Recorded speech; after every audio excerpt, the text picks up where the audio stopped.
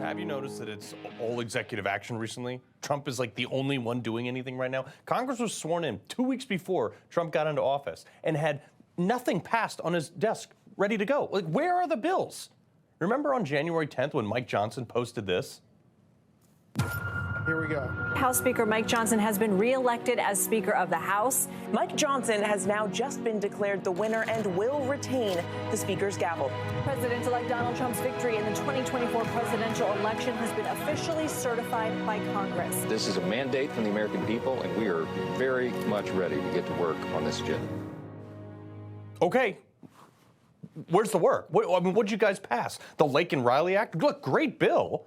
But a total layup. That should have been passed years ago. But you guys didn't even have it passed before Trump came into office, when you had control. But now, where's the good stuff? Where's defunding the Department of Education, the National Reciprocity Act? Where's cutting off foreign aid? Yes, Trump can shut down USAID, which I'm going to get to in the next block, but it's going to be challenged, and its allocation still doesn't go away. You guys in Congress need to get that passed. Look, DOGE is fantastic, but a lot of it just pauses because when Congress allocates money, the president can only pause it, maybe redirect it at something at best. Sure, Trump is firing these people and even eliminating these positions, but the funding is still there. It's still allocated.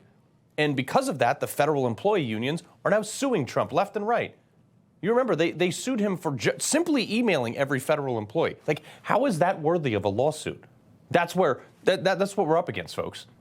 And honestly, this is the genius of Trump and his executive orders right now. He's doing so much.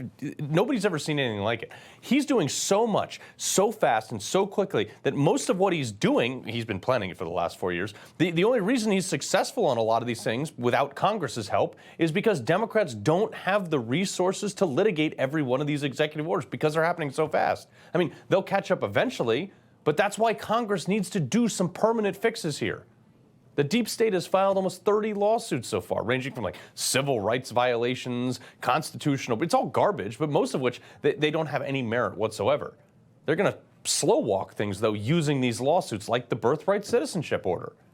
Some of these same people are challenging Elon Musk's access to the government because he's cutting so many things so quickly.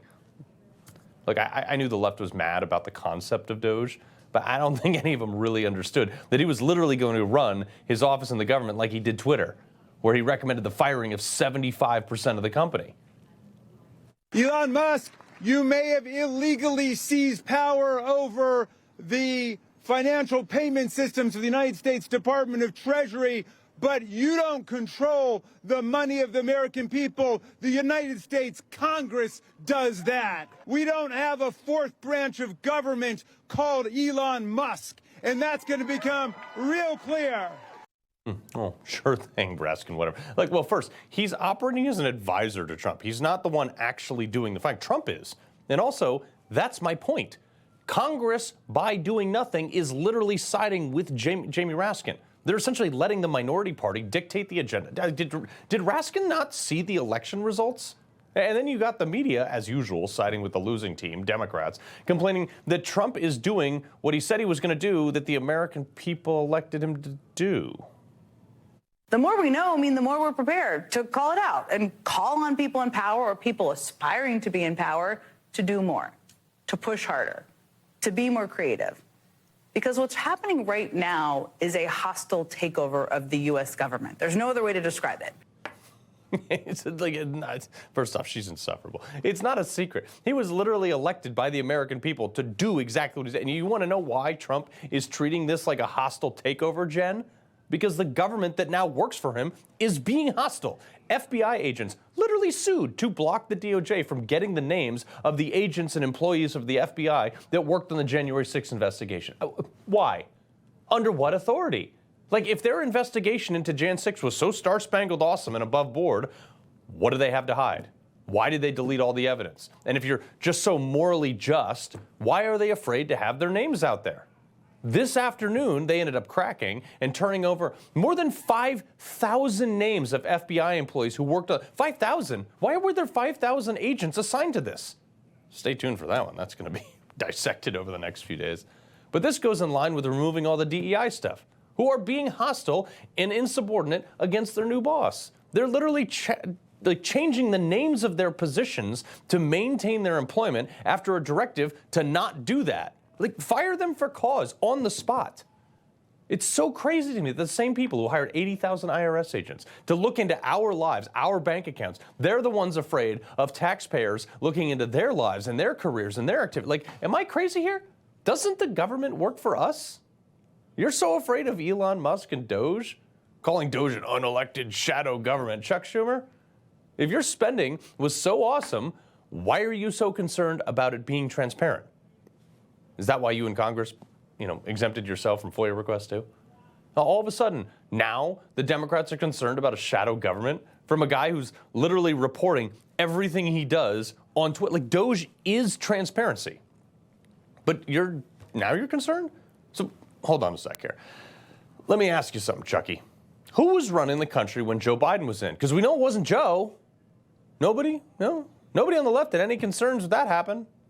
No.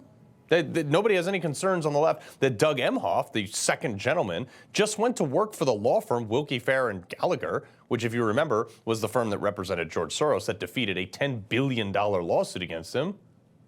Anyone? Any takers? Don't talk to me about all of a sudden caring about a shadow government, Dems, okay? Congress, though, they love their oversight when it gives them control. But when it gives the American people control, they absolutely freak out, which would be my inkling that this is why Congress isn't passing more bills right now, because people like Mike Johnson are watching Trump do exactly what he said he was going to do, which is probably he didn't think was actually going to happen. And then the deep state, which does have influence over Republicans too, is getting super nervous. This is the difference between a bunch of bureaucrats and businessmen who said they were going to do something. The perfect example of the distance between the two sides here is illustrated. Like when the UN and CNN, remember this? This is awesome. Like they pointed out that, 2% of Elon Musk's wealth could solve world hunger. And Elon was like, okay, cool. Like, that sounds great. Give me a detailed plan on how you're going to spend my $6 billion to solve world hunger. I'll liquidate stocks right now. And they couldn't answer it. That's like all of government right now. They mark success by the amount of money spent, not by the objective being obtained. They just spend money. Donald Trump is just standing there putting Band-Aids right now on the situation. That's all he can do. It's just long enough for Congress to actually defund some of these things so it's an actual lasting effect in our country's laws. But they're not doing it. It's driving me insane. This is why Trump probably pulled out of the UN Human Rights Council too, because this was another waste of money. Because some of the people on this list right here were egregious human rights violators. Most of the countries in Africa on that list have been involved in like genocide, mass executions, child soldiering, slave labor, ethnic cleansing, you name it. China, you see China on that list. They imprisoned like a ton of Uyghur Muslims. Forget everything else that comes with being in a communist rule. Like they welded doors shut on apartment complexes during COVID with people inside. I mean, for heaven's sakes, Cuba is on that. Of course we defunded that. Good job. Congress didn't help. These are small victories, but another government shutdown is right around the corner, coming in like a couple weeks. And Congress can't seem to get anything done. They can't seem to agree on the agenda that they all ran their campaigns on and got elected for. They had 2 years to defund this stuff and to pass these bills. They didn't do any of it. They've been saying it for the last 4 weeks, too. We're going to get this done. What are you waiting for? Because a lot of these Trump's executive actions, they're getting tied up in court, even if it's legal, because that's how our system works. Congress has got to start defunding these things. Like, I bet Elon would write the bill for you. Either way, you guys said you were going to do something, and you're not doing it in Congress. Get to work. That's why you get paid almost $200,000 a year. He loves the Constitution. He fights for what's right. He hates the bad guys. He's a freedom warrior. He's your freedom warrior. Watch Carl Higbie every weekday on Newsmax.